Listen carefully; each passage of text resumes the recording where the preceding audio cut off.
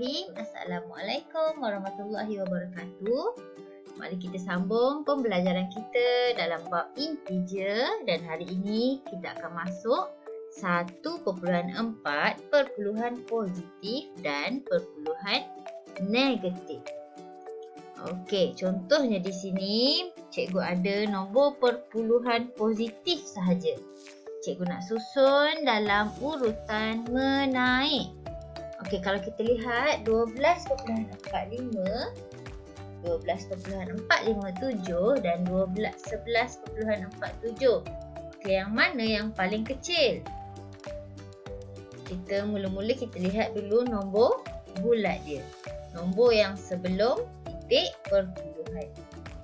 Okey, yang paling kecil ialah 11. Maksudnya 11.47 adalah nilai yang paling kecil. Okey, so untuk membandingkan 12.45 dengan 12.457, yang mana yang lebih kecil? Kita lihat pula setiap nilai digitnya. Okey, kalau kat sini 4 sama, 5 pun sama. Yang berbeza hanya sifar dengan 7. Sifar dengan 7, siapa lebih besar? 7. Jadi 12.457 lebih besar daripada 12.45. Jadi mari kita susun. So yang paling kecil tadi 11.47, kemudian 12.45 dan yang paling besar ialah 12.457. Okey. Okey, macam mana kita nak tentukan pula kalau melibatkan perpuluhan negatif? Okey, yang ini kita perlu imbas kembali kedudukan nombor positif dan negatif dalam garis nombor. Ingat, di tengah-tengah kita ada sifar. Dan belah sini ialah nombor positif. Sebelah kanan ialah nombor positif dan di sebelah kiri ialah nombor negatif. Okey, semakin ke kanan, maksudnya semakin ke depan, semakin ke kanan, nilai dia semakin besar. Maksudnya, nombor negatif sentiasa akan jadi lebih kecil. Semakin besar nombor negatif itu, nilainya akan semakin kecil. Okey, A antara sifar dengan negatif 2.22. Siapa lebih besar? Bagus, sifar. Kerana apa? Negatif 2 ada dekat sini. Belakang lagi. Maka sifar lebih ke depan, lebih ke kanan, maka dia lebih besar. Simbol lebih besar macam ni. Dia macam huruf B. Huruf B kan? So dia macam tu. Lebih besar macam huruf B. Kalau lebih kecil, dia macam huruf K. Kecil. Lebih kecil. Ni lebih besar, maksudnya sifar huruf B. So sifar lebih besar dari negatif 2.22. Okey, soalan B. Negatif 6 dengan negatif sifar, siapa lebih besar? Okey, dekat mana negatif 6? Belakang lagi. Maksudnya negatif 6 ini nilai dia kecil berbanding negatif sifar perpuluhan 1 mungkin dekat sini. Negatif sifar perpuluhan 13. Okey, jadi negatif 6 lebih kecil macam huruf K, lebih kecil dari negatif sifar perpuluhan 13. Okey, mari kita susun pula urutan mengikut tertib menaik. Okey, bila menaik maksudnya kita nak macam naik tangga kan, kecil dulu. Yang paling kecil dulu lah sekali, baru kita letak yang paling besar. So mana yang paling kecil antara 4 5 nombor ni? Kita lihat dulu yang paling kecil mestilah nombor negatif. Okey, negatif, negatif, negatif, negatif. Okey, mana yang paling kecil? Yang paling duduk belakang. Betul, negatif 8 sebab dia belakang kan, sifar kat sini. Negatif 8 belakang sekali. So dia yang paling kecil. So negatif 8.3. Okey, seterusnya Negatif 4. Betul. Negatif 4.2. Seterusnya, negatif 0.5 dulu. Okey, last sekali baru negatif 0.1. Okey, habis nombor negatif. Ada lagi kat sini. Sifar. Sifar yang paling besar dalam senarai nombor ini. Okey, boleh? Saya rasa agak mudah untuk kita susun. Perpuluhan. Hanya kita perlu ingat nombor negatif nilainya mesti lebih kecil berbanding nombor positif.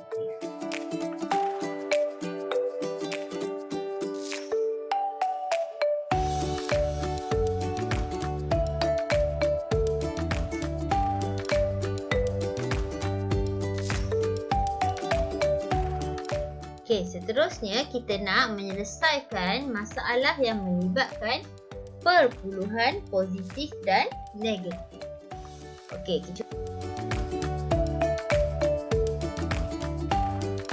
jadi kita perlu buat yang bahagi dahulu. Selesaikan bahagi dan darab dahulu, barulah tambah atau tolak.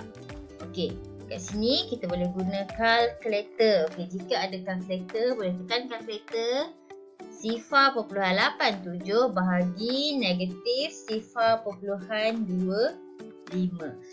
Okey, jawapannya negatif. Okey, jika ada nombor negatif, lebih baik kita buat kurungan. Macam ni nampak soalan dia buat kurungan. So, negatif 3.48. Okey, seterusnya salin semula yang belum kita buat lagi. Negatif 1.56 tambah. Okey, seterusnya kita lihat di sini ada dua operasi yang bertemu. Operasi tambah dengan tolak. Okey, positif dengan negatif. Siapa menang? Rumah yang berbeza dia akan jadi tolak.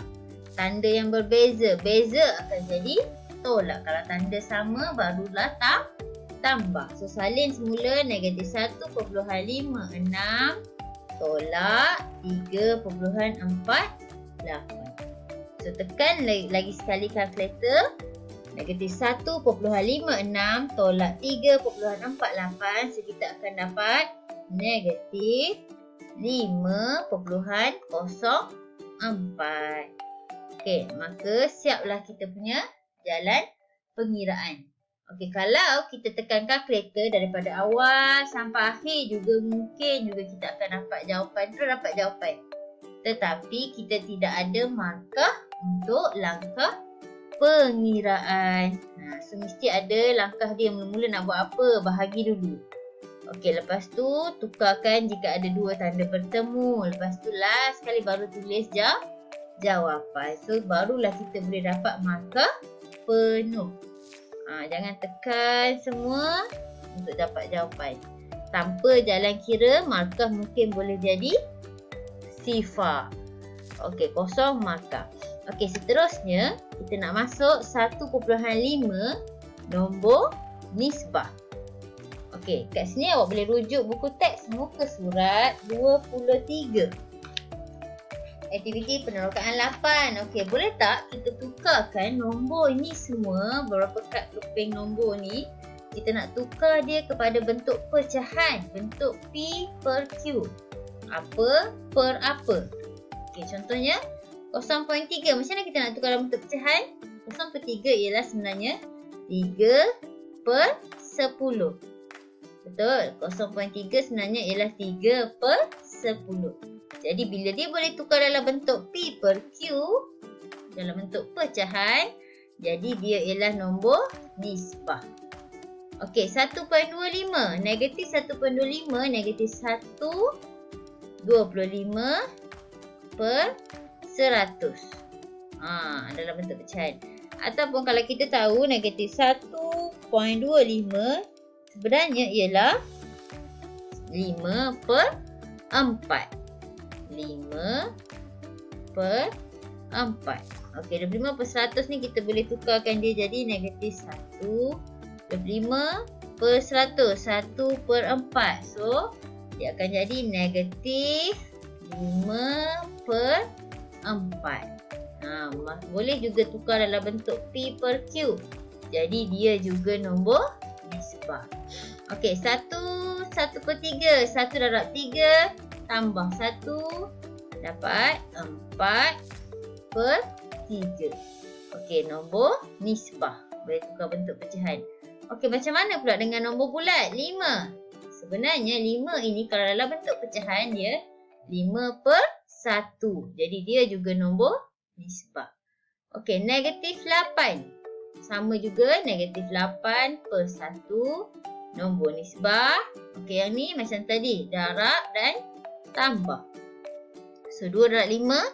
10 tambah 2. Negatif 12/5. Juga nombor nisbah. Jadi, apakah kesimpulan anda? Okey, apakah nombor nisbah? Semua nombor yang boleh ditulis dalam bentuk pecahan macam tadi, iaitu P per Q. Dengan keadaan P dengan Q itu mesti integer. Apa maksud integer? Tak boleh macam ni, 1.2/5.